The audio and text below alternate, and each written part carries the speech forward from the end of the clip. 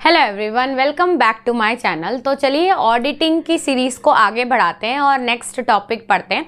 इस वीडियो में हम जानेंगे कि ऑडिट रिपोर्ट क्या होती है, उसके कैरेक्टरिस्टिक्स क्या होते हैं और एक ऑडिटर ऑडिट रिपोर्ट देता क्यों है। तो पहले मैं आपको शॉर्ट इंट्रोडक्शन देती हूँ। जब भी एक ऑडिटर अपनी किसी भी कंपनी में ऑडिटिंग का काम कंप्लीट कर लेता है, कंप्लीट कर लेने के बाद उसको डॉक्यूमेंट्री एविडेंस देना पड़ता है कि उसने जब ऑडिट किया तो सारी चीज़ें सही थी कि नहीं, और अभी कंपनी की पोजीशन एक्चुअल ट्रू पिक्चर क्या है, ये ऑडिटर पूरी कंपनी की शीट्स अकाउंट्स चेक करने के बाद डिसाइड करता है।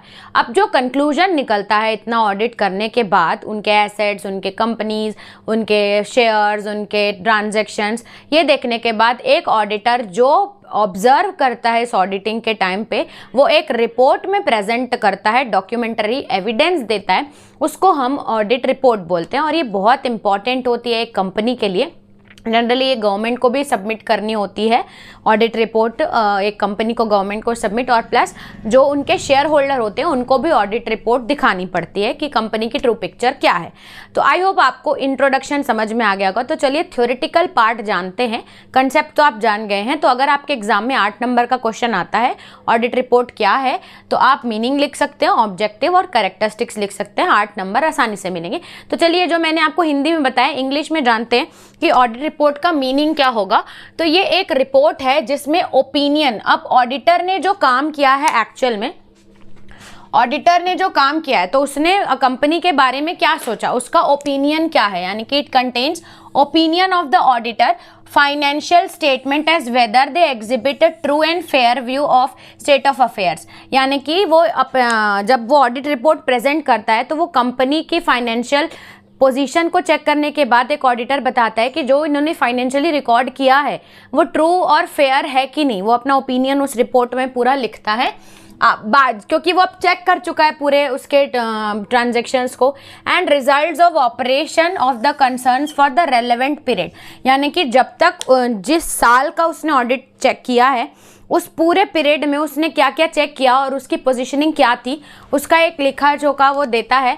It should be noted that the report is a more expression of opinion not, और ये बात आप, ये बहुत इंपॉर्टेंट है, इसको याद रखना है कि जो एक तो है जो कंपनी ऑडिटर को दिखाएगी वैसा ही ऑडिटर समझेगा और वही रिपोर्ट वो प्रेजेंट करेगा। अब इसमें जब ऑडिट रिपोर्ट एक गारंटी नहीं देती है कि जो उसने बताया है वो 100% ही कंपनी की पोजीशनिंग है, ये भी हो सकता है कि ऑडिटर से कुछ छुपाया गया हो, तो कंपनी की 100% गारंटी जो ऑडिटर रिपोर्ट है वो नहीं देती है। यानी कि हम ये बोल सकते हैं कि वो एक certificate of guarantee of its contents, यानी कि जो जो उसमें कंपनी में है उसका गारंटी नहीं लेता, लेकिन बस ये है कि एक ओपिनियन टाइप का रहता है कि उन्होंने कंपनी की ऑडिट लेके क्या क्या समझा जस्ट जो ऑडिट करने के बाद। तो ये गारंटी नहीं, ये याद रखेंगे। पूरे स्टेट ऑफ अफेयर्स को चेक करने के बाद जो रिपोर्ट आती है उसको हम ऑडिट रिपोर्ट बोलते हैं। मीनिंग लिखेंगे, ये पॉइंट अलग से हाईलाइट करेंगे। अब ऑडिट रिपोर्ट का ऑब्जेक्टिव क्या होता है।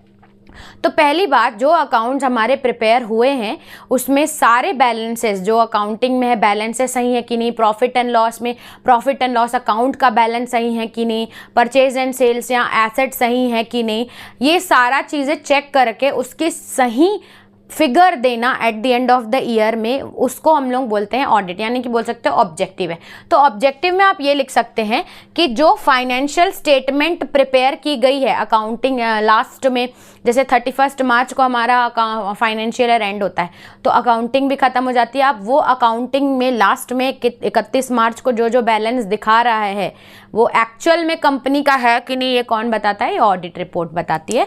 तो financial statement prepared such accounts exhibited true and fair view, जो भी अकाउंट्स प्रेजेंट कर रहा है एक कंपनी वाला वो सारे सही हैं कि नहीं, ये हमारी ऑडिट रिपोर्ट का जानने का एक ऑब्जेक्टिव होता है। दूसरा ऑब्जेक्टिव ये लिख सकते हैं कि बैलेंस शीट और जितने भी बैलेंस शीट में हेड हैं, बैलेंस शीट के स्टेट ऑफ अफेयर्स का मतलब होता है बैलेंस शीट के अंदर जितने भी हेड्स होते हैं, जैसे assets, liabilities, debtors, creditors, stock in hand, cash in hand, bank balance, जो भी बैलेंस शीट में शो होता है वो at the end of financial year सही है कि नहीं, वो पूरा बताना होता है। इसके साथ ये लिख सकते हैं कि जो प्रॉफिट एंड लॉस अकाउंट है कंपनी का, उसमें जो प्रॉफिट एंड लॉस बैलेंस है वो एक्चुअल में सारी चीज़ें सेटल करने के बाद सही है कि नहीं, ये ऑब्जेक्टिव है जानना। तो ये ऑब्जेक्टिव में आप 3-4 लाइनें लिख सकते हो। फिर नेक्स्ट आता है ऑडिट रिपोर्ट कैसी होनी चाहिए एक्चुअल में। ये हमारा सबसे इंपॉर्टेंट टॉपिक है कि जो हमारी ऑडिट रिपोर्ट है, एक गुड ऑडिट रिपोर्ट का स्टैंडर्ड क्या होता है। तो बहुत आसान है, मैं बहुत शॉर्ट में समझाती हूँ आपको। ये होना चाहिए कि इस पे फैक्ट्स पे बेस्ड हो। फैक्ट्स यानी कि जो भी ऑडिट रिपोर्ट में लिखा है वो एक्चुअल फैक्चुअल चीज़ें हैं जो बिजनेस में हो रही हैं, और वो ही ऑडिट रिपोर्ट में लिखा हुआ है। फिर एकदम ये सही होना चाहिए, यानी कि अगर ये फैक्ट्स के बेसिस पे है तो ये एक्यूरेट होना चाहिए। अगर उसको कोई चेक करे, एक्यूरेट का मतलब हम ये भी बोल सकते हैं कि ग्राफ्स, प्रेजेंटेशन, स्टैटिस्टिक्स, ये देखने के बाद ही ऑडिट रिपोर्ट बनी है तो वो एकदम उनसे मैच करनी चाहिए, एक्यूरेट होनी चाहिए, क्लियर होनी चाहिए। इसमें घुमा फिरा के बातें नहीं की होनी चाहिए, जो भी बैलेंस है क्लियर लिखा होना चाहिए। प्रिसाइज का मतलब होता है अननेसेसरी लॉन्ग नहीं होना चाहिए, क्योंकि इतना लंबा लंबा पढ़ने के किसी के पास टाइम नहीं होता। तो शॉर्ट रिप्रेजेंटेशन होना, करेक्ट एक्यूरेट प्रेजेंटेशन होना शॉर्ट, उसको हम बोलते हैं कि प्रिसाइज होना चाहिए। सिंपल, ज़्यादा टेक्निकल नहीं होनी चाहिए, क्योंकि एक ऑडिट रिपोर्ट को बहुत सारे आउटसाइडर्स रेफर करते हैं कंपनी के बारे में जानने के लिए। तो एकदम सिंपल होनी चाहिए, ज़्यादा टेक्निकल वर्ड्स नहीं होने चाहिए, ताकि वो इजी अंडरस्टैंडेबल हो। और इम्पार्शियल, यानी कि जो कभी कभी क्या होता है एक्चुअल में, जो कंपनी की पोजीशन है वो अलग है, लेकिन ऑडिट रिपोर्ट में ऑडिटर ने कुछ अलग दिया, यानी कि वो पार्शियल था इसीलिए। तो ये बात याद रखिएगा कि एक ऑडिटर को करेक्ट पिक्चर जो उसने नोटिस किया है ऑडिट के टाइम पे वो ही उसको दिखानी चाहिए, यानी कि वो एकदम ट्रू होनी चाहिए, इम्पार्शियल होनी चाहिए। और जो ऑडिट रिपोर्ट बनती है तो एक्चुअल में जो हमारा रूल है, लीगल रिक्वायरमेंट्स है कि ऑडिट रिपोर्ट में क्या क्या चीज़ें मेंशन होनी चाहिए, वो लीगल कंप्लायंस सारा फॉलो करना होना चाहिए। वो एक ऑडिट रिपोर्ट के गुड कैरेक्टरिस्टिक्स हैं। तो आई होप, ये तो बहुत आसान है, इसको आप एक बार 2 बार याद करेंगे, आसानी से लिख सकते हैं गुड कैरेक्टरिस्टिक्स। और ऑडिट रिपोर्ट क्या होती है, उसके ऑब्जेक्टिव क्या होते हैं, वो भी मैंने आपको बता दिया।